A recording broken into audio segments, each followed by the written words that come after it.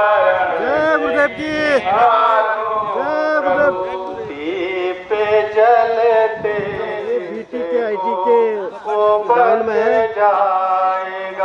BT के IT के परिसर में हो रहा गुरु का दर्शन होंगे आज।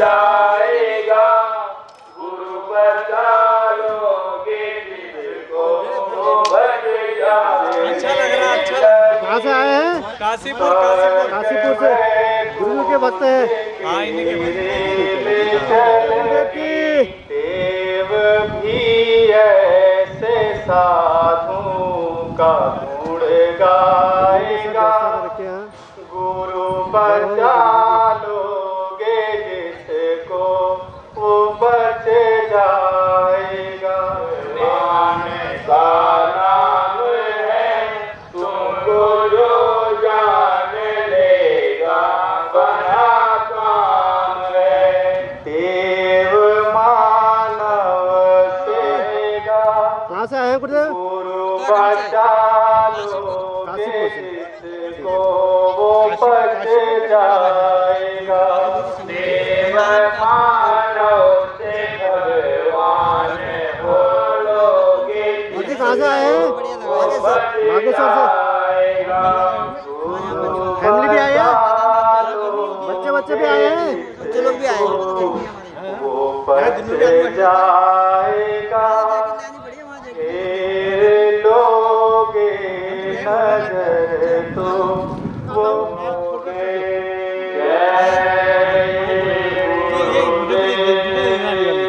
यही वंदना है गुरु के बोले फल के प्यारा देश भोले भाले प्यारा उमाकांत जी महाराज उज्जैन वाले, उनका उद्देश्य क्या हुआ गुरु जी? उनका उद्देश्य क्या हुआ? उनका उद्देश्य है कि आदमी को नशा मुक्त और शाकाहारी बनाए।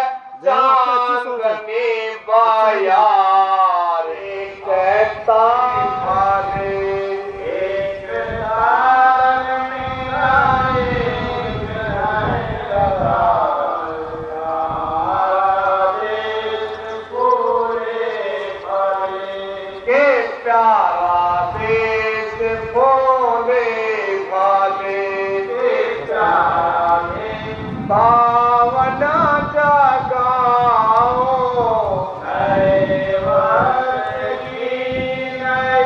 भावना जगाओ। प्रेम ताल लेके नई आरती सजाओ।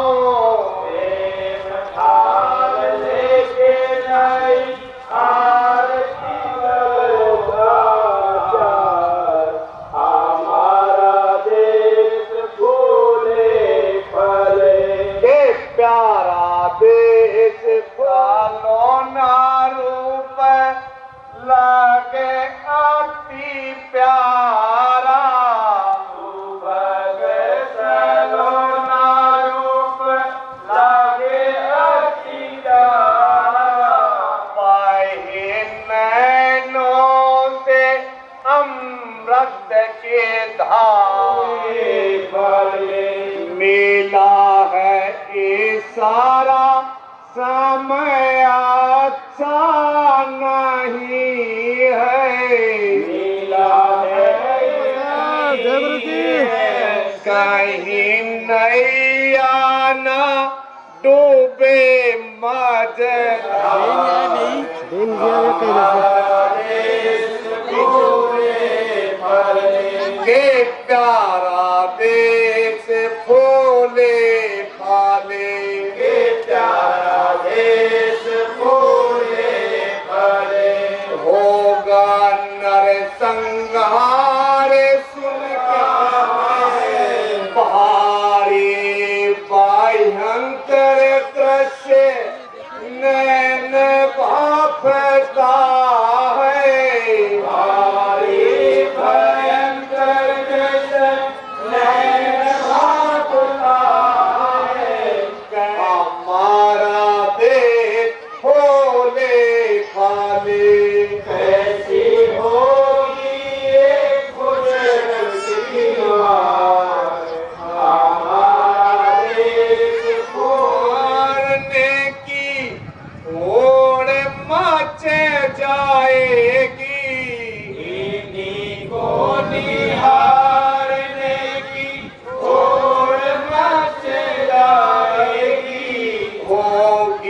बेबसी में तेरी ही पुकार, हमारा देश होले फाले। होगी बेबसी में तेरी पुकार, हमारा देश भोले भाले। के प्यारा देश भोले भाले, ये प्यारा देश भोले भाले। बंदेरों पड़ेंगे तो निदान क्या होगा, अंधेरों पड़ेंगे तो निदान क्या होगा। दया के निधान का विधान क्या होगा, दया के निधान का विधान क्या होगा। होठ पाड़े तेरी रहमत की धार, हमारा देश होले फाले। फूल पड़े तेरी रहमत की धार, हमारा देश भोले भाले। के प्यारा देश भोले फाले। ये प्यारा देश भोले भाले। धार्मिक सामाजिक राजनैतिक परिवार तन, धार्मिक सामाजिक राजनैतिक परिवर्तन। आर्थिक दिशाओं से मचेगा जब क्रंदन, आर्थिक दशाओं से मचेगा जब क्रंदन।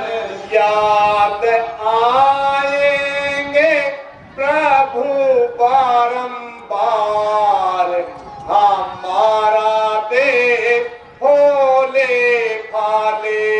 याद आएंगे प्रभु बारंबार, हमारा देश भोले भाले। के प्यारा देश भोले फाले। ये प्यारा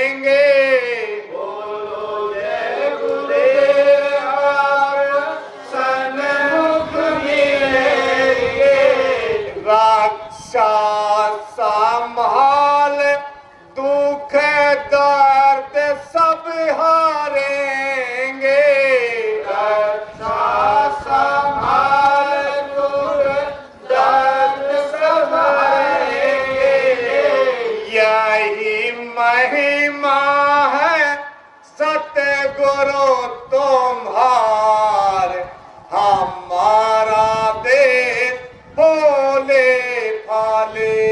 यही महिमा है सतगुरु तुम्हारे, हमारा देश फूले फले। के प्यारा देश फूले फाले।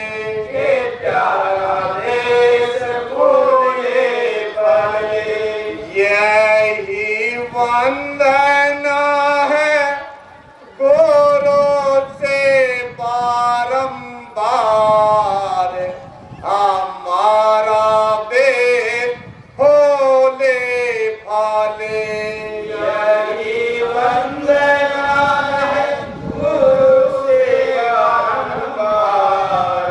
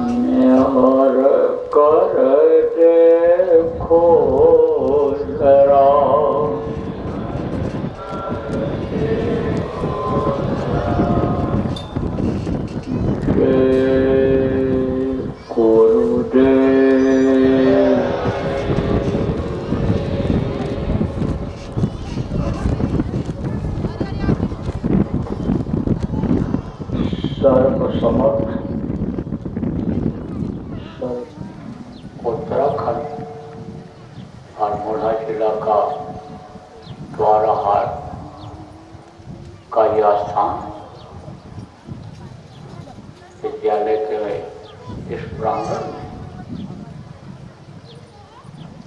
महाराज की दया से आप लोगों के दर्शन का अवसर मुझे मिला, मेरा सौभाग्य है। आप लोगों के ऊपर भी प्रभु की कृपा हुई, दया हुई, गुरु की अनुकंपा हुई कि आप लोग अपने अपने घरों से निकल करके थोड़े समय के लिए सत्संग सुनने के अधिकारी बने। सत्संग की बहुत बड़ी महिमा बताई गई। सत्संग की महिमा है अति भारी, जो कोई जीव मिले अधिकारी। इस वक्त पर इतना फंसाव है, इतना बंधन है कि बंधन से निकल पाना बड़ा मुश्किल है। तो जिसको समय मिल जाता है सुनने का, उसके संस्कार अच्छे होते हैं, भाग्य अच्छे होते हैं, और 2 बार सुनाने का अवसर जिनको मिलता है उनके भी भाग्य होते हैं। बड़े भाग्य पाइप सत्संगा, जब बड़े भाग्य होते हैं, उदय होता है, तब सत्संग मिलता है। और सत्संग जब कोई पावे, महिलाएं सब कट कर जावे। सत्संग एक ऐसा जल है कि जो महिलाई को काटता है। अब आप ये कहोगे कि भाई महिलाई को तो ये कुआं तालाब नदी का भी जल साफ कर देता है, तो वो सत्संग जल कौन सा है? सत्संग जल अंदर की मैल को साफ करता है। देखो पेट के अंदर क्या है, बाहर से आप नहीं देख पाते हो, अंदर की तरफ है। बाहर अगर कालिक लगा हो, मिट्टी लगा हो, तो उसको आप साफ कर लोगे, लेकिन अंदर की गंदगी इस पानी से, साबुन से आप साफ नहीं कर सकते हो। उसके लिए सत्संग जल की जरूरत होती है। और सत्संग जल जब मिलता है तब अंदर की मैलाई कटती है, तब पता चलता है कि अंदर में क्या है। जैसे मिट्टी के अंदर हीरा पड़ा हुआ हो, पता नहीं चलेगा कि कीमती चीज मिट्टी में पड़ी हुई है, और जब उसको हटाओगे तो वो हीरा चमकेगा, और हीरे का महत्व, हीरे की वैल्यू आपको मालूम हो जाएगी, मूल्य कीमत मालूम हो जाएगा। ऐसे ही तो सत्संग की बहुत बड़ी महिमा बताई गई। इसीलिए देखो 15वें दिन महीने में एक बार लोग संतों के आश्रमों पर जाते थे सत्संग सुनने के लिए। और जब सत्संग सुनते थे तब लोगों को ये मालूम था कि गृहस्थ आश्रम में कैसे रहा जाए, क्या खाया जाए, क्या पहना जाए, किस तरह से भाई भाई के साथ व्यवहार करे, पिता पुत्र का प्रेम क्या होता है, फर्ज क्या होता है, पड़ोसी पड़ोसी का, रिश्तेदार का क्या फर्ज होता है। इन सब चीज़ों की जानकारी जब हो जाती थी तब यही गृहस्थ आश्रम स्वर्ग जैसा था। कोई खींचातानी इसमें नहीं थी कि आदमी अपनी तरफ खींच रहा, बहू अपनी तरफ खींच रही है। रोज झगड़ा, रोज झंझट, रोज कुछ कुछ हो रहा है। घर छोड़ करके आदमी भाग रहा, औरतें जल के जहर खा करके मर रही, ऐसा नहीं था। बहुत अच्छा वातावरण था उसमें। इंसान जब अपने शरीर के लिए ही सब कुछ नहीं करता था, शरीर को चलाने वाली शक्ति जिसको आत्मा कहा गया, जो परमात्मा की अंश है, ईश्वर अंश जीव अविनाशी, जब उसको भी खुराक देता था, ताकत जब उसके अंदर में थी, तब जो इच्छा की नहीं मनमानी, अभय प्रताप का दुर्लभ नहीं। जिस चीज की आदमी इच्छा करता था उसकी वो इच्छा पूरी हो जाती थी। आपको समझने की जरूरत है प्रेम में कि जब लोगों को सत्संग मिलता था और लोग कुछ समय निकालते थे भगवान के भजन के लिए, तब भगवान को समझ पाते थे कि भगवान है कौन। असली भगवान उनको मिलते थे। जब भगवान का जब दर्शन अंतर में करते थे तब भगवान के बारे में उनको मालूम हो जाता था कि भाई यही सब कुछ करने वाले हैं, यही अन्य सब कुछ चलाने वाले हैं, इसी की बनाई हुई ये सारी दुनिया खिलकत है। तब आदमी पापी पेट के लिए गुनाह नहीं करता था, उन्हीं को याद करता रहता, प्रभु को ही याद करता था और प्रभु से प्रेम हो जाता था और प्रभु अंतर में दर्शन दे करके और उनकी इच्छाओं की पूर्ति कर दिया करते थे। लेकिन अब वो चीज़ देखने को नहीं मिलती है, इसलिए हाय हत्या चारों तरफ लगा हुआ है। जो देखो वो दुखी है, जिधर भी नजर डालो सब दुखी हैं। आप तो कहते होगे कि वो सुखी हैं जो महलों में रहते हैं, जो बंगलों में रहते हैं, कीमती मोटर कार पर चलते हैं, जिनका सम्मान है, इज्जत है, लोग प्रणाम सलाम करते हैं, वो सुखी होंगे। लेकिन वो सुखी नहीं है, उनको जल्दी नींद नहीं आती है।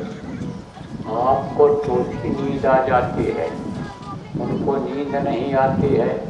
नींद की गोलियां खानी पड़ती हैं तब नींद आती है।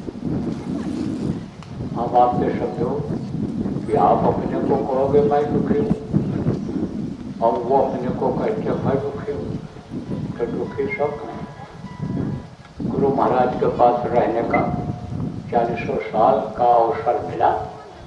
गुरु महाराज अपनी पुरानी बातों को कभी कभी बताने लगते थे जब खाली बैठते थे तब बताया गुरु महाराज। एक बार मैं कलकत्ता गया था, गुरु महाराज बराबर दौरा करते रहे। जब से उनके गुरु का आदेश हुआ नामदान देने का, जीवों को संभाल करने का, अपने वतन अपने मालिक के पास पहुंचाने का, तब से बराबर मेहनत करते रहे। आखिरी दम तक अपने मेहनत किया उन्होंने जीवों की संभाल करने के लिए। इतना मेहनत किया गुरु महाराज ने कि जितना इस धरती पर जितने भी महात्मा आए कोई नहीं किया। तो गुरु महाराज गए हुए थे कलकत्ता, तो एक आदमी के यहाँ ठहरे हुए थे, तो ऊपर ठहरे थे मकान में, उतर करके सीढ़ी से आ गए। सामने एक पार्क था, उस पार्क में एक बेंच पड़ी हुई थी और भी बेंचें पड़ी रहती हैं पार्क में, उसी में बैठ गए, उसी बेंच पर बैठ गए। तो गुरु महाराज ने देखा एक गरीब आदमी आया और वो घास को काटा, वो काट करके और उसका बोझा बना दिया। बेचने के लिए उसको ले जाने को था, घास काट करके और उसको ले जाता बेचता और उसी से अपना पेट पालता था। तो वही सब बोझा खाने बांध दिया, पसीना उसको कुछ हो गया मेहनत से। तब उसने क्या किया, आ करके वहीं बैठ गया और अपना गोछा से पसीना पूछा और वही गोछा सिर के नीचे रख करके और सो गया। नींद आ गई उसको, लेट गया। मेहनत के बाद अक्सर नींद आ जाती है। उसी बीच में एक सेठ आया, गुरु महाराज के बगल बैठ गया। तो गुरु महाराज तो कुछ नहीं बोले। उसने सेठ ने कहा देखो कितने आराम से सो रहा है, इसका कितना सुंदर जीवन है, कितना सुखी जीवन है। जिसको कछु न चाहिए सोई शहंशाह कहा गया है। जो चाह गई चिंता गई और मनवा बेपरवाह, और जिसको कछु न चाहिए सोई शहंशाह। इच्छा खत्म हो गई दुनिया की और मन ये बेफिक्र हो गया, तो वही बादशाह हो गया, वही बादशाह हो गया। आप जो पुराने लोग हो, आप लोगों को दृष्टांत में सुनाया गया था कि महात्मा जी जा रहे थे तो वो वहाँ रुक गए थे, और वहीं पर उसमें जो है बाहर की राख में सो गए और चना पड़ा हुआ था वही खाए और फिर पानी पिया कुएं से और राजा बढ़िया बढ़िया भोजन किया। आपको याद होगा इसका सब यूट्यूब पर पड़ा हुआ है, नहीं है तो सुन लेना। तो अब आप ये समझो प्रेमियों कि उसने कहा, किसने कहा? सेठ ने, कि देखो कितना सुखी है, बहुत सुखी है। तब तक जब आवाज सुना उस आदमी ने तो उसकी आंख खुल गई और फिर वो उठा और अपना वो गमछा जो था सिर पर बांधा। तब गुरु महाराज ने बुलाया उसको नजदीक में, तो गया। तो गुरु महाराज की ऐसी महानता थी कि किसी को भी हो तो हाथ ही जोड़ते थे। अब उसका देखो जो जीवात्मा है वो परमात्मा की अंश है और वही शरीर को चलाती है, उसी से यह शरीर चलता है, सारे अंग उसी पर निर्भर हैं।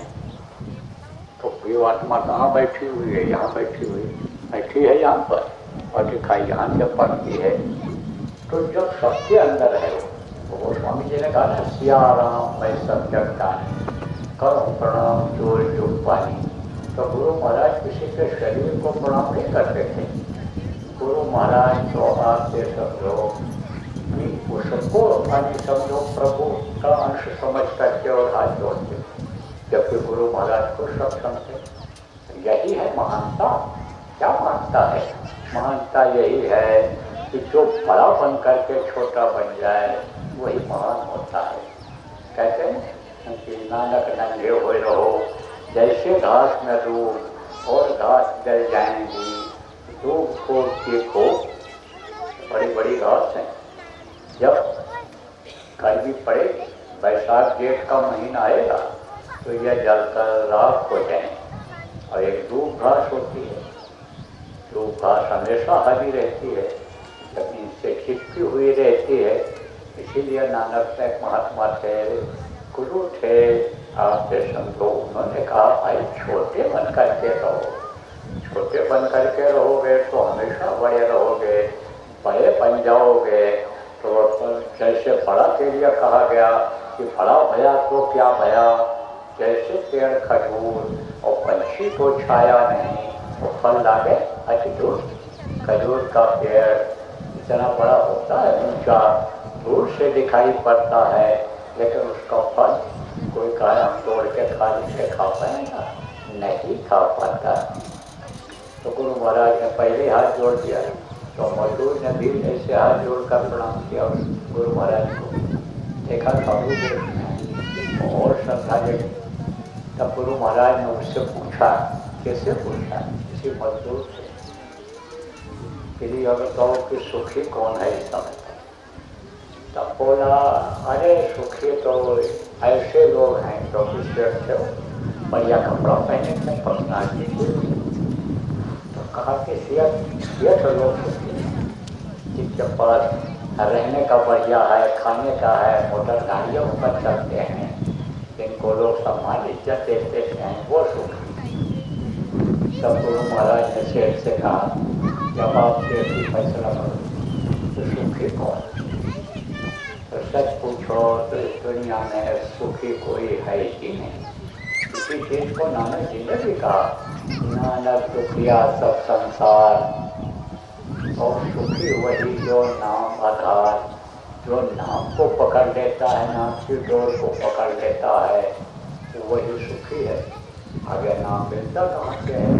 यह मिलता है सत्संग से मिलता है, नाम सत्संग से मिलता है, सत्संग सुनने से मिलता है। और नाम जब मिल जाता है, उस नाम से उस प्रभु को पुकारते हैं तो प्रभु मिलता है। इसी नाम की व्याख्या करते हुए गोस्वामी जी महाराज ने कहा कि नाम लियत बहुत सिंधु सुखानी, और सुजन विचार करो मन मानी, नाम लेते ही बहुत सागर सूख जाए। तो कहोगे भाई बहुत सागर क्या है? नए लोग कहोगे जहाँ पर आप रहते हो यही है बहुत सागर, यही बहुत सागर है। जहाँ हंसते हो, बढ़िया से बैठे हो हंसी खुशी, और कोई ऐसे शब्दों की गलत सूचना आ गई, दुखदायी सूचना आ गई, खबर आ गई कि भाई वो तो खत्म हो गए और वो नजदीकी हैं रिश्तेदार हैं, बस रोने लग जाओगे। गाड़ी लड़ गई, लड़के का एक्सीडेंट हो गया तो कहीं कुछ हो गया, वह रोने लग जाओगे। और आजकल तो रोना और हंसना अन्य सब लोग बहुत ही अन्य देखने को मिल जाता है। ऐसे बैठे रहते हैं पूरे परिवार और खाते पीते रहते हैं, बढ़िया बढ़िया बातें करते रहते हैं, बस उसी में कोई कुछ बोल देता है और बस फट से एकदम नाराजगी हो जाती है, लोग बिगड़ जाते हैं उसके ऊपर और वो भी उल्टा सीधा बोलने लग जाता है और बस खाना पीना सब गया, छूट गया। ऐसा होता है, कब किसको गुस्सा आ जाए, कब कौन क्या बोल दे, ये कुछ कहा नहीं जा सकता है। अब आप जो लोग बुद्धिजीवी बैठे हो, अगर कहो तो मैं बता सकता हूँ कि ऐसा इन लोगों के यहाँ होता है, करो सब बता सकता हूँ कि कुछ कुछ लगा रहता है। बूढ़े न लड़ाए, जवान न लड़ाए, तो ये बच्चे ही एक दूसरे का बाल गाल नोचते रहते हैं, कुछ न कुछ लगा रहता है। बीमारियाँ साथ नहीं छोड़ रही हैं, कोई न कोई जाने बीमार ही रहता है। जो कमाई होती है उसमें से बहुत सा पैसा दवा में खर्च हो जाता है, उधार भी लेना पड़ता है, आदमी का जगार हो जाता है, बरकत नहीं मिलती है। कहते हैं कमाता बहुत हूँ लेकिन बढ़ोतरी नहीं हो रही। पहले का कैसा अच्छा समय था, जब लोग ईश्वरवादी थे, जब लोग भगवान पर विश्वास करते थे, जब कोई न कोई पूजा पाठ आदमी करता रहता था, भजन इबादत करता रहता था, जब कुछ न कुछ धार्मिकता लोगों में थी, लोग जाते थे लोगों के पास, तीर्थ स्थानों पर जाते थे, महात्माओं के पास जाते थे, अपने अपने हिसाब से कुछ न कुछ लोग अच्छा काम करते रहते थे 24 घंटे में। तब एक कमाता था 10 खाते थे, अब 10 कमाते हैं तो भी नहीं पूरा पड़ता है, तो दुखी तो सब। अरे दुख कैसे दूर होगा? दुख दूर होने की चाबी तो वही है, नाम है। अब वो कौन सा नाम है, क्या है, ये तो आपको बताऊंगा बाद में, अभी इसको बताऊंगा, चाबी बताऊंगा। ताला चाबी दे दिया, कुंजी दे दिया, ताला खोलने की, संतों ने वो चाबी दे दिया है कि ताला खुल जाए और खजाना मिल जाए। कौन सा खजाना? अंदर में जो खजाना है वो धन है, वो दौलत है अंतर में, कि उस दौलत के सामने दुनिया की दौलत सब बेकार है। अब आपको यही बता दें कैसे, कि जैसे आपके पास सोना हो, हीरा हो, तो किसी भी देश में आप चले जाओगे और जो चाहोगे उसका उससे खरीद लो। लेकिन अगर आपके पास रुपया है तो कहीं दूसरे देश में जाओगे तो ये रुपया काम नहीं आएगा, चलेगा नहीं। ऐसे ही जिस देश में आप रहते हो इसका नाम है मृत्यु लोक। यहाँ से एक दिन सबको बाहर जाना होता है, यही है मृत्यु लोक का ये जो दायरा है, यही है भौतिक। इसी में पड़े हुए हो, इसी में कष्ट आप ले रहे हो, माया रूप की मद में फंसे हुए हो, इंद्रियों के घाट पर बैठ करके रस लेने में लगे हुए हो, यही है आपका भौतिक।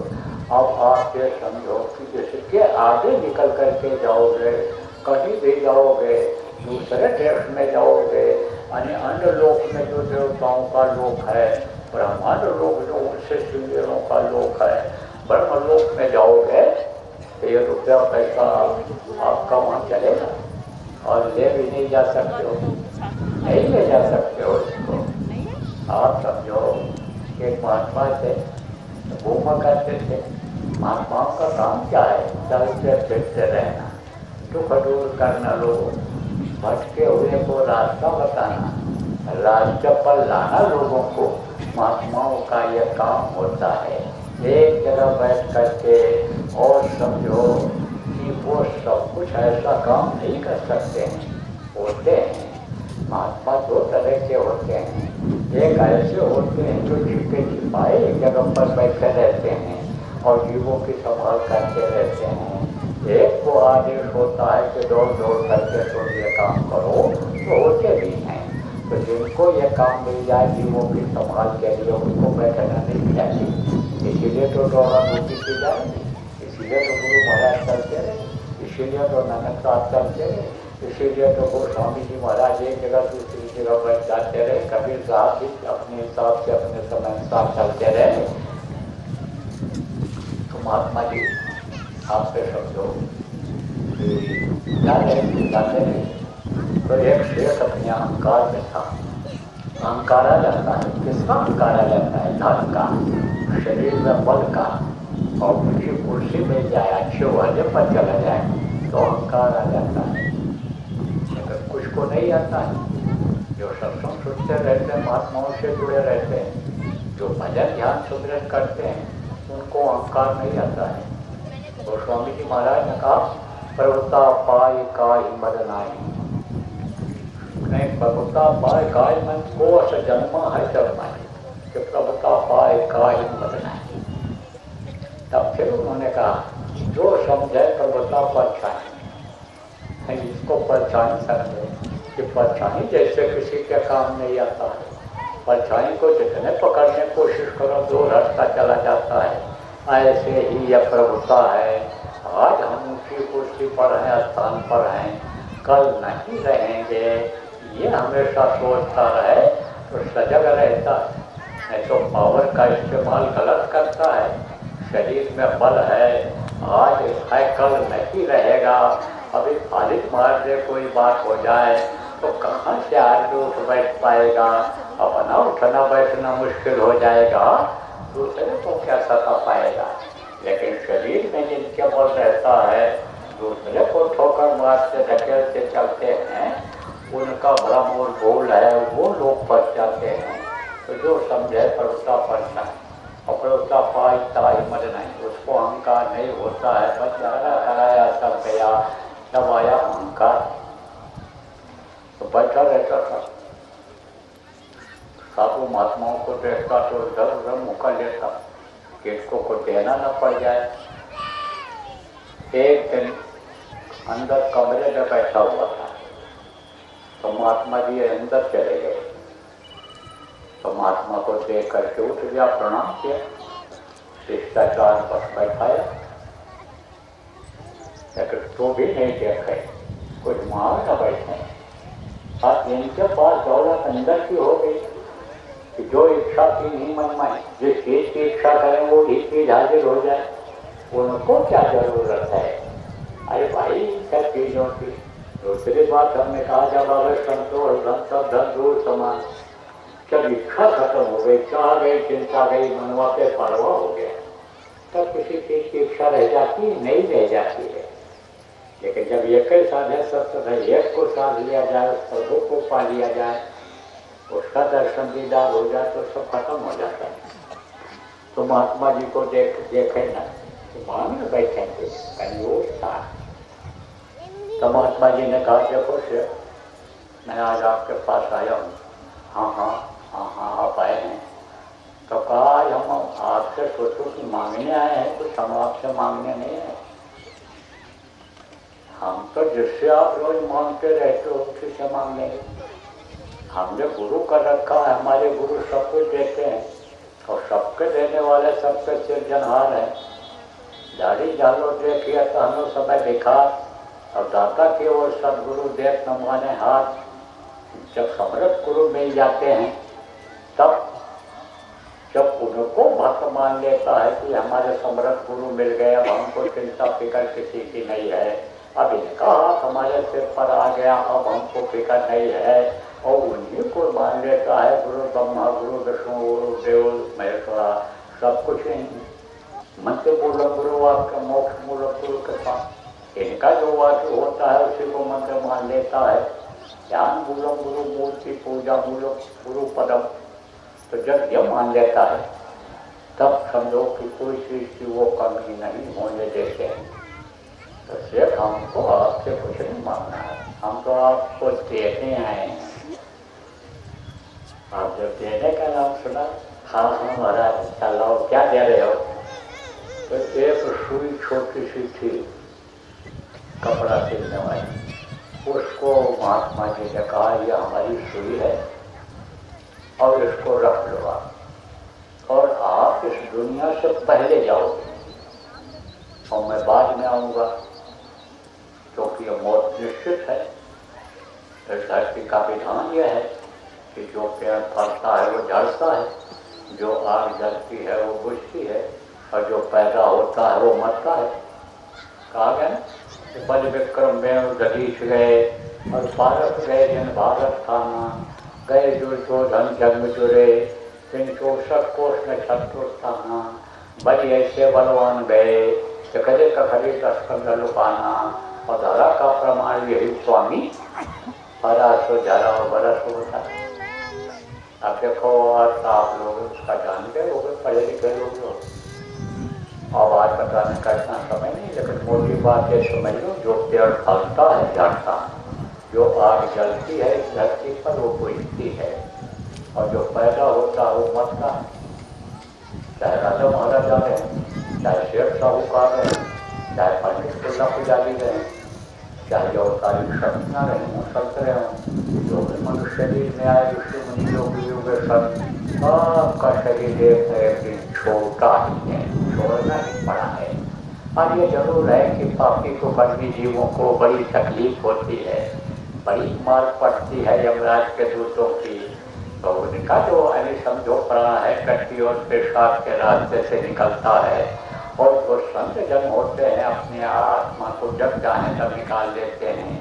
जो धार्मिक लोग होते हैं उनके प्राण सुषमना फोड़ कर निकलते हैं, और जो अन्य समझो कि साधक नहीं होते हैं, धर्मनिष्ठ होते हैं, धार्मिक होते हैं, उनका कान नाक से निकलता, मुँह से निकलता है, ये जरूर है, लेकिन जान सबको पड़ता है।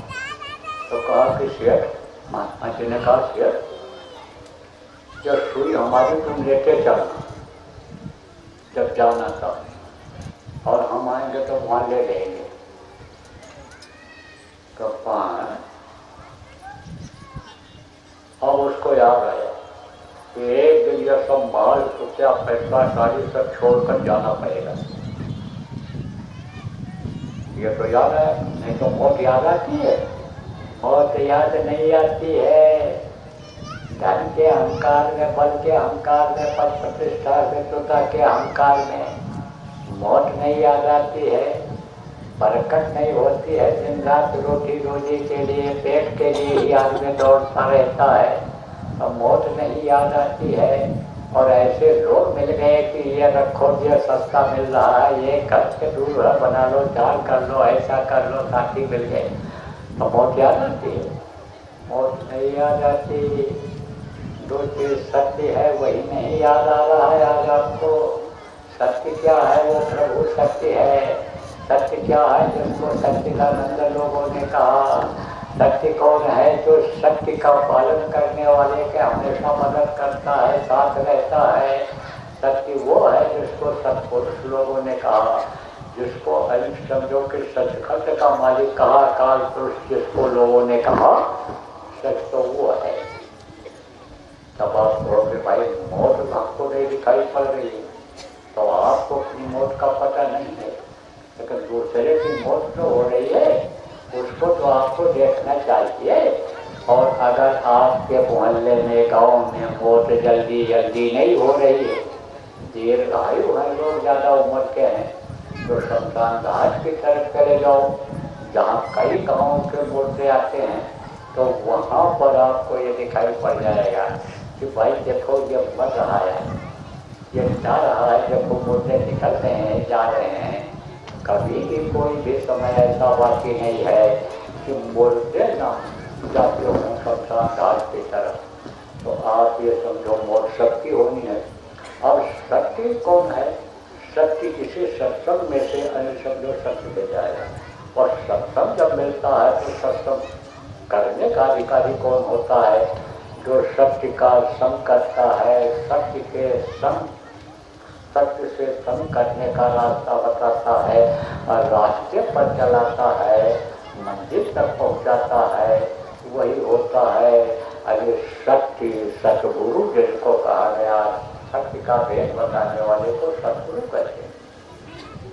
देखो जो ये कखा गाघा पढ़ाते हैं, ये भी सीधी पढ़ाते हैं, लकड़ी लोहा का काम सिखा देते हैं, ये भी गुरु कहलाते हैं। आप समझो यहाँ तक कि चोरी डकैती ठगी जो सिखाते हैं उनको भी गुरु जी ही लोग कहने लगते हैं। लेकिन गुरु गुरु में भेद है, गुरु गुरु में नाम और शब्द भेद ही। देखो गुरु गुरु सब एक है, गुरु गुरु तो सब बड़े का है, गुरु का स्थान ही ऊंचा है, गुरु का स्थान ऊंचा है। गुरु गुरु तो सब बड़े, कोई नहीं छोड़, लेकिन सब पारखी महीन है, बाकी चावल छोड़।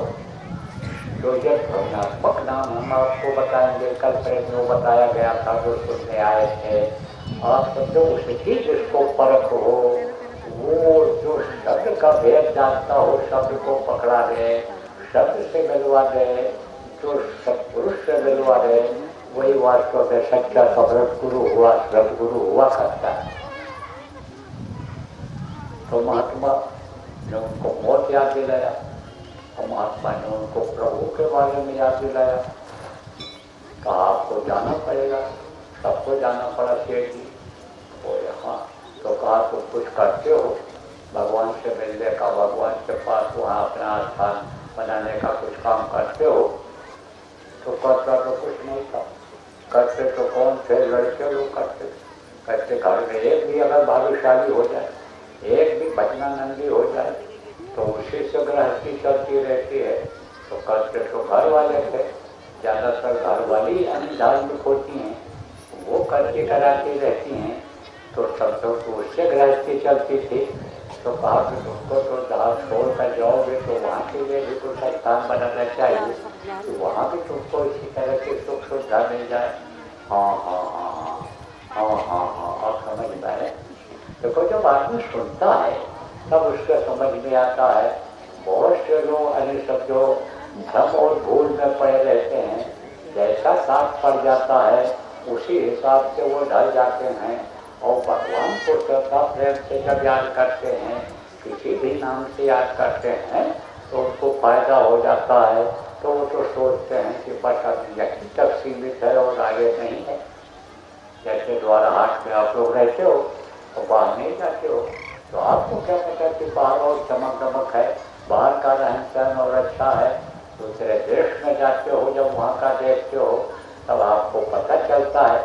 ऐसे ही समझ लो। तो शेख से कहा ये सुई हमारा लेके आना, लेके आना, हम आपको देखे जा रहे हैं, हम आएंगे तब ले दो। और देखा जैसे चले तैसे दौड़ करके गया और हाथ पकड़ा, बैठाया महाराज, अब कोई उपाय बताओ हमको कि हमको तकलीफ न हो। मरते समय तकलीफ होती है हमको, मरते समय होगी तकलीफ। तो कहा हाँ, मरते समय सबको तकलीफ होती है, कोई भी हो तो उसके प्राण निकलते समय सबको तकलीफ होती है। जन्मते वक्त भी तकलीफ होती है, मरते वक्त भी तकलीफ होती है। इसीलिए बच्चा देखो रोता हुआ पेट की पैदा होता है। बोले हाँ महाराज रोता हुआ तो होता है। अब उनको ज्ञात होने लगे। कहा कि देखो समझाना पड़ता है, जिसको आप अपना कहते हो या आपका नहीं है, यही धन संपत्ति आपके बच्चे भोग करेंगे। देखिए यहाँ तक पूछो तो कुछ है ही नहीं, और न कोई अपना है और न ये दुनिया अपनी है, न ये शरीर अपना है, जिस पर कोई अधिकार नहीं है। ये जब जिसने दिया है वो खाली करा देगा। इसने दिया है तब सुनाया समझाया। कहा जब तुम माँ के पेट में थे तब उस समय पर सबको ये प्रार्थना किया था हमको मनुष्य शरीर दे दो। उस समय तुम काल कोठरी के बने थे तब बताया, जो बातें आपको बताई जाती वही पर समझो। शेख जी ने कहा अब उपाय बता दो, अब हमारे उद्धार का उपाय बता दो। हम बोले हम तुमको बताते हैं, उद्धार का उपाय बताते हैं हम तुमको अभी समझो कि हम सब कुछ बता देंगे। जब तक यहाँ रहोगे सुखी रहोगे, और जब यहाँ संसार से जाओगे तो अपने वतन, अपने घर, अपने मालिक के पास पहुँच जाओगे। तो कहा महाराज घर क्या होता है और कोई घर है? बोले हाँ और घर है, या मिट्टी और पत्थर का घर में आप देखते रहते हो? बोले हाँ रहते हैं। किसने बनाया था इसको? कहा हमारे पिताजी ने बनाया था। तो कहा वो क्या कहते थे? कहते वो कहते थे हमारा घर है। तो कहते थे जब घर को आप अपना घर कहते हो, उसी को आपके पिताजी अपना घर कहते थे, तो वो क्यों नहीं रहे, क्यों छोड़ कर चले गए? अरे शेख जी ये बताओ कि आप इन लोगों ने उनको एक दिन इसी घर से बाहर निकाल दिया था कि नहीं निकाला था? बोला हाँ महाराज निकाल कर दिया था जब मौत हुई थी तब बोले बोलो ये घर तुम्हारा कैसे? तुम्हारे घर जाने का रास्ता और है, तुम्हारा घर कहीं और है, और अपने घर जब पहुँच जाओगे तो तुमको कोई निकाल नहीं सकता है, तुमको कोई वहाँ से हटा नहीं सकता है। अरे शेख समझो कि ये मुसाफिर खाने की तरह से है या धर्मशाले की तरह से है जिस घर में आप रहते हो, ये किराए के मकान की तरह से है जिस घर में आप रहते हो, ये चीज़ समझो। बोला हाँ महाराज हमारे समझ में आ गया। अरे बोले ये भी मनुष्य शरीर भी किराए के मकान की तरह से है, इसमें यानी जीवात्मा को तुम्हारे कुछ दिन के लिए बैठा दिया गया है, इसको भी निकाल देगा वो एक दिन जब चाहेगा। ये सब देखो लिखा हुआ है गीता में, उसके तो सब याद चला तो होश आ गया। देखो मोटी मोटी बात हम आपको बताएंगे, ज़्यादा विस्तार नहीं दिखाना चाहते हैं। तो कल जो लोग आप आए थे, आपको कहा गया था कि भाई समय रहेगा और प्रसंग रहेगा तो कुछ बता दिया जाएगा आपको कि सृष्टि की रचना कैसे हुई, मनुष्य जी के कैसे बना है, किस काम के लिए ये मिला है। तो मोटी मोटी बात आपको बता देता हूँ। देखो जब इस दुनिया संसार में कुछ नहीं था, एक वही प्रभु था, एक अनी अनामा अज सच्चेता दत्त प्रभु नाम, उसी का नाम था जिसको सच्चिदानंद कहा गया। तो आनंद का भंडार है, जिसका लोक आनंद का भंडार है, एक वही प्रभु था जिसको अनादि प्रभु कहा गया है। उसका कोई नाम नहीं है, उसका अनिल जहाँ स्थान है, उसका कोई ओर छोर नहीं है, उसका कोई नाप तोड़ नहीं है, वो अनादि प्रभु था। तो उसकी मौज हो गई कि नीचे की रचना किया जाए, नीचे कुछ बनाया जाए। तो क्या किया कि अन्य उसने एक आवाज़ लगाया, तो उसकी आवाज़ से जो वहाँ पर उसने थी जीवात्माएँ थी, जीवात्मा के बारे में आपको बता दिया गया कि जीवात्मा ये हमारे आपके शरीर के अंदर है, और जब चूक हो जाती है आदमी से या पापी शरीर हो जाता है, तब जब पापी हो जाता है तब उसको नरकों में भेज दिया जाता है। वहाँ मार पड़ती है, काटे जाते, सड़ाए जाते, गलाए जाते हैं। 42 प्रकार के नरक हैं, पता ना, उन नरकों में रहना पड़ता है। एक नरक से निकाले, दूसरे में डाले, तीसरे में डाले, चौथे में डाले, और एक दो दिन रहना पड़ता। 4 युग है, सतयुग, त्रेता, द्वापर और कलयुग।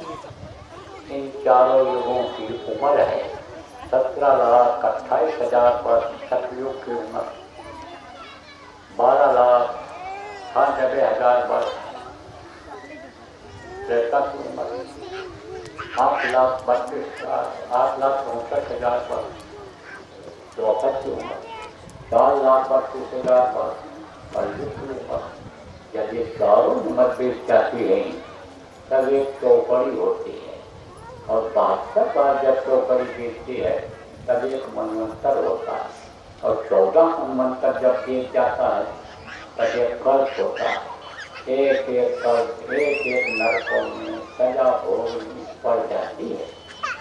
अब आप लोग जो पढ़े लिखे बुद्धिजीवी लोग कैलकुलेट कर लेना कि कितना समय तक एक नर्क में रहना पड़ता है, और वहाँ से जब छूटते हैं तब कीड़ा मकोड़ा सांप वगैरह छुप शरीर में बंद की जाती है। एक जीवात्मा इधर उधर भटकती रहती है। अरे कबीर साहब संत थे, कबीर साहब ने तो एकदम खोल के सब कुछ कह दिया है। मैं कह दूँ तो आपको बुरा लग जाए, लेकिन बुरा कि हमको फिक्र नहीं है जो उन्होंने लिखा कहा उसको मैं बता देता हूँ। कबीर गुरु की भगत राजा गधा हो और माटी लागे कुम्हार का खास नटारे को। तो भक्ति आपको बताई गई, एक वायु भक्ति होती है, एक आंतरिक भक्ति होती है। गुरु आदेश का पालन ही भक्ति होती है। गुरु के सादर्शी होते हैं, गुरु काल के हाथ से जो डोर को अपने हाथ में ले लेते हैं और फिर वो बराबर संभाल करते रहते हैं। तो कहा कबीर गुरु के भक्त ने राजा गधा आदेश का पालन नहीं किया तो गधा बन जाता है। माटी लागे तुम्हार का हाथ में लागे कोई। कबीर गुरु की भगत में नारी कुकुरी हो गरीब का जो पिछले जन्म का होता है और जो हाथ पैर काम से बुराई समय कोई करता है, अच्छा करता है, उपरे मरकर होता है और प्रारब्ध होता है, उसके साथ जुड़ा रहता है। ये सब आपको बताया गया है। तो कर्म की सजा नहीं समझते हो गए आप लोग। पिछू एक ही बार में बच्चा देती है और 100 बच्चा से कम नहीं, सैकड़ों बच्चे देती है, लेकिन उन बच्चों से इतना प्रेम करती है कि हमेशा उसको अपने पीठ पर बैठाए रहती है, बैठा के ही जाती है, बैठाई रहती, उतारती नहीं है। अब वो बच्चे जब बड़े हो जाते हैं और उनको भूख लगती है तब उसी को खा जाते हैं, उसी के पीठ को, उसी के मांस को खा जाते हैं। तो दोबारा जब वो समझो कि और बच्चा नहीं दे पाती, मर जाती है। तो बहुत तरह से संतों ने समझाया, कड़ा बोल करके समझा करके त्याग से हर तरह से मनाया है। जैसे लड़के को मनाया जाता है कि प्रेम से समझाओ न होने तब थप्पड़ दिखाते हो, डांट लगाते हो, काफी ऐप देते हो, घर से भी निकाल देते हो, समझाने के लिए, शिक्षा देने के लिए। मैं आपको उदाहरण करना भी पता नहीं। एक बड़े भाई से मैंने कहा, भाई तुम्हारा छोटा भाई जेल में है और तुम अगर चाहो छुड़ा सकते हो, मुख्य वाजे करो, पावर है तुम्हारे पास, उसके पास लगा सकते हो, पैसा भी है तुम्हारे पास, खर्च कर सकते हो, अच्छा वकील लगा सकते हो, फैस करा सकते हो।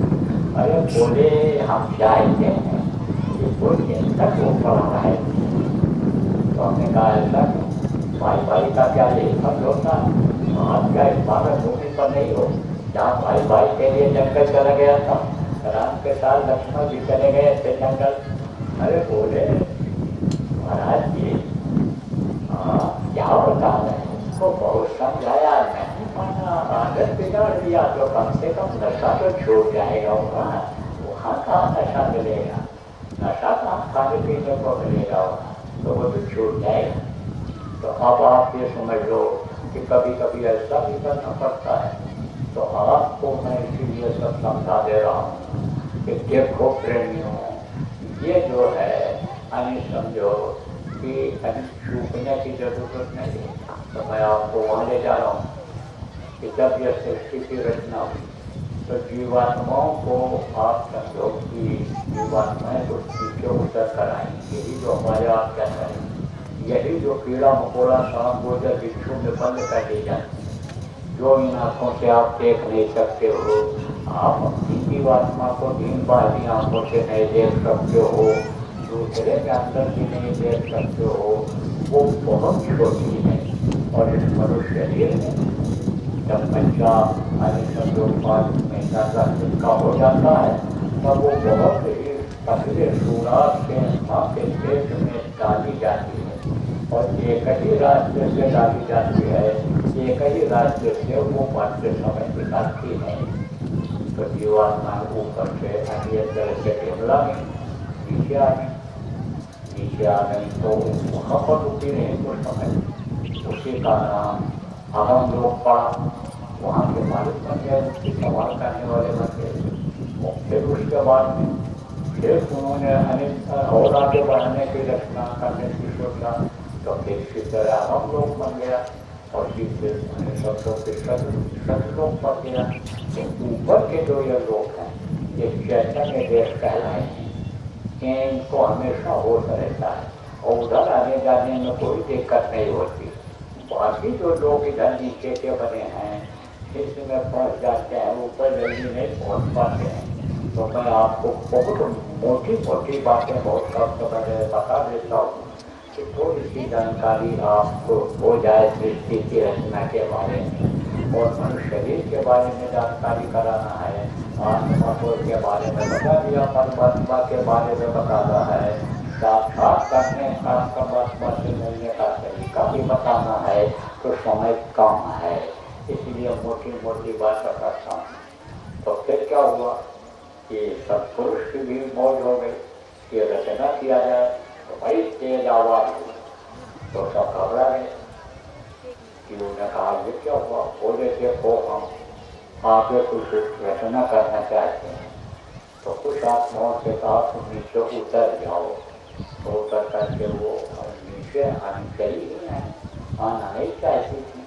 बोले घबराओ नहीं, हम तुमको फिर बुला लेंगे अपने पास, हम तुम्हारे लिए भेजेंगे किसी न किसी को, वो तुमको ले आएगा। जब ढांसट बजा दिया तो वो कुछ नहीं बोली आत्माएं, जैसे कोई अधिकारी कह दे किसी क्लास को, किसी बाबू को कि चले जाओ तुम्हारा ट्रांसफर कर दे रहा हूँ, कहेगा नहीं नहीं हमको मत भेजोगा, तब कहेगा तुमको हम फिर बुला लेंगे, चले जाओ मेरे कहने से, तो राजी हो जाता है। ऐसे नीचे उतरें तो 16 जो कहलाए वो उनको अलग अलग अवतार जीवात्माओं को दे दिया और राज्य दे दिया। अब फिर उसके बाद में इधर की रचना हुई, इधर समझो कि बहुत गुफा बना और रसवाद्वार बना, और आपके समझो कि ऐसे धाम बना, और आपका ये समझो शायद महल बना। इसके बारे में कल बताया गया था नामदार के समय, आज भी आपको अभी बता दिया जाएगा, नए लोगों को पुरानों को दोहरा जाएगा। फिर व्यक्ति रचना तो जो सबसे छोटे पुत्र थे इनके, यानी जो पुत्र कहलाए हैं, वो कौन थे जिनको ईश्वर लोगों ने कहा, मुसलमानों ने जिनको खुदा कहा, बहुत कहा है मसीह ने, और वो शब्दों ने उनको बाल भगवान कहा। दोनों काम करते हैं, क्या काम करते हैं, काल के लिए काल हो जाते हैं, और जो अच्छे लोग हैं उनके लिए तैयार रहते हैं। व्यवस्था तो उन्होंने सबके लिए एक व्यक्ति बना दिया।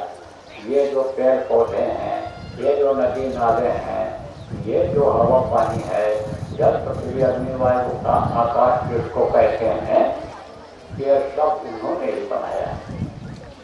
और इसी से बच्चा माँ के पेट में बनता है। इस जल पावो गगन शरीरा, पंच रखती धन शरीरा, वहाँ तत्वों से शरीर की रचना होती है, 6 तरह की शक्तियों से रचना होती है। जन्म प्राप्त पाना में जो बराबर से सुनते रहते हो, आपको समझा करके बताया गया है। आज विस्तार में बताने का समय नहीं है, और ज़्यादा जानकारी आपको करनी होगी, अपने कानों से सुनना होगा, तो अभी कार्यक्रम होगा। कहाँ पर होगा, कई दिनों तक चलेगा, 3 दिन का तो घोषित है। 13, 14 और 15 मई को उज्जैन आश्रम का, जहाँ के लोग इधर के लोग आते हैं, उनका साथ कर लो, आज ही नाम लिखा देना उनको, आपको खबर कर देंगे। जब चलने लगेंगे तो लेते आएंगे, वहाँ करके आप सुन लेना। नहीं समय है, नौकरी करते हो, व्यस्त हो, आप नहीं पहुँच सकते हो, तो ये लोग जो कैमरा लगाए हुए हैं, ये डाल देते हैं यूट्यूब पर, सबके सबक बन गए सुनने के, समझने के। तो उन्होंने जो है बहुत दिन तक तपस्या किया, और तपस्या करने के बाद पिता का दर्शन हुआ। पिता ने कहा मैं तुमसे बहुत खुश हूँ। देखो, कहते हैं कि गुरु के कोई दुश्मन नहीं होते, सब उनके अपने होते हैं। जैसे स्कूल के मास्टर होते हैं, उनके जो अच्छे मास्टर होते हैं वो सब अपने जितने भी स्कूल के बच्चे हैं सबको अच्छा बच्चा मानते हैं, और अपना बच्चा समझ करके पढ़ाते हैं। लेकिन उन्हीं में जो आदेश का पालन करता है, मेहनत करता है और पढ़ने में तेज हो जाता है, उससे वो खुश रहा करते हैं, और अलग से भी बुला के पढ़ा देते हैं, अलग से भी ट्यूशन का पैसा नहीं लेते हैं, घर पर बुला के पढ़ा देते हैं। ऐसे ही मेहनत से खुश होते हैं, सेवा से खुश होते हैं। किसी को खुश करना है तो आप मेहनत करके उसको खुश कर सकते हो। किसी का दिल जीतना है तो ईमानदारी करके उसके दिल को जीत सकते हो। इसीलिए कहा जाता है मेहनत और ईमानदारी सब जगह काम आती है। आगे चलकर भी मेहनत और ईमानदारी की जरूरत पड़ेगी। मेहनत और ईमानदारी से कमाई करोगे तो बरकत हो जाएगी। तो अब आप ये समझो कि खुश हो गए वो सब कुछ। तो सब कुछ ने कहा वो दान मांगो। उन्होंने कहा हमको अपने जैसा राज्य दे दीजिए। तो बोले कि वो मत, लेकिन आप नहीं आओगे मेरे पास। नाराज हो गए इस बात पर। जैसे आपका कोट है और आपका बच्चा कहते पिताजी हमको दे दो ये, तो दे तो दोगे लेकिन अच्छा नहीं लगेगा कि भाई इसके पास है भी लेकिन तो भी यह मांग रहा है। एक राज्य दे दिया उन्होंने, खजरे जीत बना दिया, बनवा दिया, तो अब यही बैठ कर तुम हो राजी करो, लेकिन तो भी और मांग दिया। काम मिल गया लेकिन तो भी और मांग दिया या हमको आप अपने जैसा राज्य दे दो। तो उस विस्तार के लिए आपके समझो कि प्रकृति आज्ञा महाशक्ति जो ऊपर के लोगों में प्रकृति कहलाई है, उनके संपर्क से उन्होंने ब्रह्मा विष्णु महेश इन तीन देवताओं की उत्पत्ति किया और आज्ञा को पूरा बागडोर दे करके अब तुम संभालो, इधर का विस्तार करो और फिर जो है तुम इनको देखो। अब मैं अपने ध्यान में लग रहा हूँ। तो आज भी वो ध्यान में लगे हो, कबूल तो होती है उनकी वंदना, वो स्वीकार करते हैं। क्योंकि जैसे आप यहाँ ऊंचाई पर बैठे हो, नीचे देखोगे सब आपको दिखाई पड़ रहा है, लेकिन आप इतने आदमी हो नीचे के लोग आपको नहीं देख पा रहे होंगे। ऐसे वो लोग ऊपर है तो वहाँ से सब को देखते रहते हैं, सब दिखाई पड़ता रहता है। नीचे के लोग ऊपर को नहीं देख सकते, तो वंदना तो कबूल होती है, प्रार्थना उनकी कबूल होती है, लेकिन दर्शन नहीं हो पाता उनको। और इधर देवी देवताओं की रचना कर दिया। इन्होंने 33 करोड़ दुर्गा, 10 करोड़ शंभु और 33 करोड़ आप समझो 10 करोड़ दुर्गा, 10 करोड़ शंभु बैराज के साथ उत्पन्न किया। 33 करोड़ देवता बनाए इधर बना दिया और उनका अलग अलग लोक बना दिया और उनको अलग अलग काम दे दिया इन लोगों ने। और उन्होंने इनको क्या काम सौंपा ज्ञान, ब्रह्मा को सृष्टि की रचना का काम सौंपा, विष्णु को पालन का काम सौंपा और शिव को श्रृंगार का काम सौंपा। तो ये तीनों दयाल हैं, तीनों दयाल हैं और तीनों एक काल के अंदर में काल के जीव हैं, ये काल का भी काम करते हैं। काल रूप चिंतन में रहता, शुभ और अशुभ का फल रहता। यह शुभ वाले को शुभ का फल देते हैं और जो अशुभ काम करता है, इनके प्रकृति के काम में बाधा डालता है, उसका ये विनाश भी करते हैं। तो अब आप ये समझो, ये भी बीच में आपको बता दें कि इस समय पर सब नाराज हैं, ये तीनों देवता नाराज हैं। और यह भी आपको बता के जा रहा हूँ कि यह देवभूमि है और शिव जी का यह स्थान है। आपसे समझो यहाँ रहने का, आप समझो कैलाश मानसरोवर जिसको कहा जाता है, आप ये समझो यह स्थान है इनका, लेकिन वो जगह छोड़ चुके हैं, यहाँ पर अब नहीं है। आना जाना उनका तो कोई अलग नहीं है, आते जाते लेकिन रहते नहीं है। अब तो इस समय पर बिल्कुल शिव तांडव करने में लगे हुए हैं, डमरू लगाने में लगे हुए हैं। महादेव का डमरू दम बजने वाला है, अब कुछ होने वाला है, वक्त बदलने वाला है, वक्त बदलेगा। वो समय आ रहा है कि जो अन्य समझो कि लिख करके महात्मा गए कि 14वीं सदी के आखिर में एक फकीर आएगा, फकीर ने लिखा हुआ, एक फकीर आएगा जो अपने हुजूर के साथ तह दरिया को पार करेगा। आप समझो उस समय सड़कें काली हो जाएंगी, मकानों से नाचने गाने की आवाज़ आने लगेगी। आप ये समझो उस समय पर कब्रिस्तान से उसकी आवाज़ का मोर्चे भी खड़े हो जाएंगे। उस समय पर सीधे मोटी जवाहरात समझो भूलों से मिलने लग जाएंगे। फिर उसके बाद में सब कुछ समय आ जाएगा। जैसे लिखा सूरदास लिख गए रे मंदिर सोना धरे संबत 2000 के ऊपर ऐसा योग पड़े पूरा पश्चिम उत्तर दक्षिण 24 काल पड़े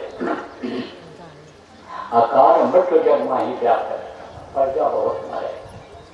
फिर स्वर्ण फूल बन सकती पूरे सुखी बेल बढ़े आपके साहस बस इसलिए सब कुछ जाकर और सुखी बेल बढ़ता हूँ।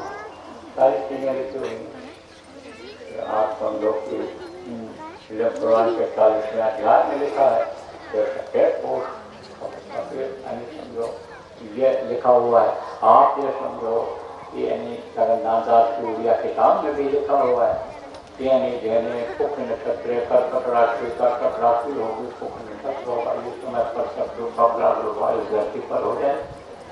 तो हमको आप बताओ एक कुर्सी पर 2 राजा रहेंगे बैठेंगे नहीं बैठेंगे एक हटेगा जब तक दूसरा बैठेगा और कलयुग जाना नहीं चाहेगा उसकी पैर जमाए हुए तो सतयुग लगाएगा कंपन मार होगी दोनों में संघर्ष होगा।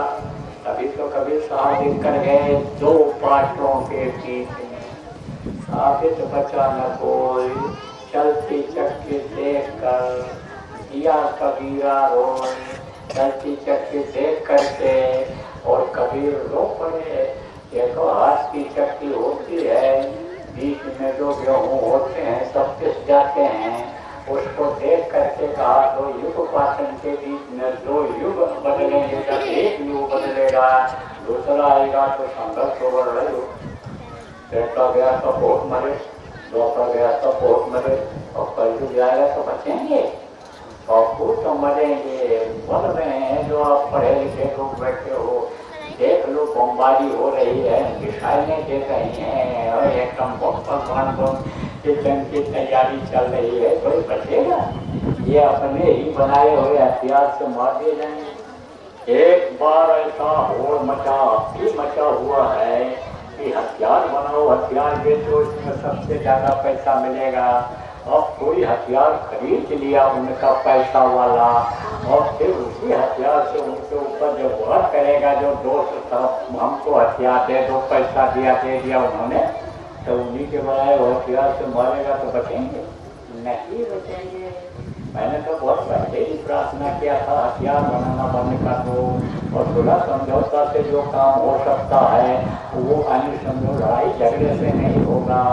आप जितने भी राष्ट्र का अध्यक्ष हो जो प्रमुख लोग हो अब एक ऐसी नीति बनाओ कि ये हथियार बनाने का और ये रक्षा का जो खर्चा होता है 50% से अधिक खर्चा भारत में भी रक्षा पर हो रहा है तो ऐसा करो कि इसको देश के विकास में लगा दो। और बड़े बड़े देशों के लिए हमने कहा था कि छोटे देश को आप गोद ले लो उनका विकास कर दो वो भी आपको धन मानेंगे लेकिन ये कहीं माने विनाश काले विपरीत बुद्धि और वो अब विनाश का समय आ गया क्योंकि वही लोग प्रकृति के नियम के खिलाफ काम करने लग गए। जैसे प्रकृति के नियम के खिलाफ रावण काम करने लग गया था बुद्धि उसकी खराब हो जाती थी मांस खाता था शराब पीता था और दूसरे की माँ बहन बहू को गलत नजर देखता था ये चीज भूल गई उसके दिमाग से निकल गई। विद्वान लोगों को ये चीज मालूम है कि समझो कि राजा हुए और राजा राम हुए जो भगवान राम के रूप में आज जाने जाते हैं उनके राज्य में समझो कि प्रजा बहुत सुखी थी लेकिन सुख ये कैसे हुआ जननी समझा नहीं पर नहीं धन परा दूसरे के धन को जहर से जहर मानते थे दूसरे की माँ बहन को अपनी माँ और बहन की तरह से मानते थे तो यही चीज बुलाई रावण को ऐसे ही बुद्धि खराब हो गए लोग न खान पान इनका रहा न चरित्र उनका रहा न वो भगवान को याद करते हैं वो तो कहते हैं मैं ही सब कुछ हूँ मैं ही भगवान हूँ मेरी पूजा करो। इतिहास को भूल जा रहे हैं कि हिरण्यकश्यप भी यही कहता था प्रहलाद से आप समझो गुरु भी यही गुरु के बल बाप यही कहते थे तो आप समझो कोई रहे ये चीज सोचनी चाहिए लेकिन विनाश काले विपरीत बुद्धि तो शंकर जी का काम शुरू हो गया, संघार का काम इनका शुरू हो गया। अब ये जरूर है कि हमारा आपका यह धर्म बनता है, क्योंकि कल आपको बताया था धर्म के बारे में, सत्य, हिंसा, परोपकार और सेवा। तो मनुष्य ही एक परोपकारी है जो कर सकता है। तो ब्रह्मा को सुनाई पड़ा। अब वेद में भी लिखा है नियत माने आगे और कुछ है, तो आगे वेद में नहीं मिलता। ये जो मैं बताया ऊपर के लोगों के बारे में, वेद में भी नहीं मिलती। वेद है क्या? ये संविधान है। इसमें कहा कि यह नियम बना दिया गया है, लोगों को बता दो। तो ऋषि मुनियों ने उनको सुना, तब से बंधन में फंस गए। और बनते बनते अब इस समय इस तरह से बन गए। उदाहरण देकर इसलिए समझाता हूँ कि आप लोग पढ़े लिखे लोग बैठे हो, और जब नरकों में गए मार पड़ी, तब वो गुहार लगाए, आवाज लगाए, और देखा जब उन्होंने हमारे ही जीव, हमारे ही अंश, हमारे ही बेटे यह दुख झेल रहे हैं, तब ऐसी दशा देख जीवों की सतपुरुष ने की दया महान। संत रूप हुए जग में आए, सतलोक का पता बतान। जय गुरु जी। महाराज संत मता का क्या बखान।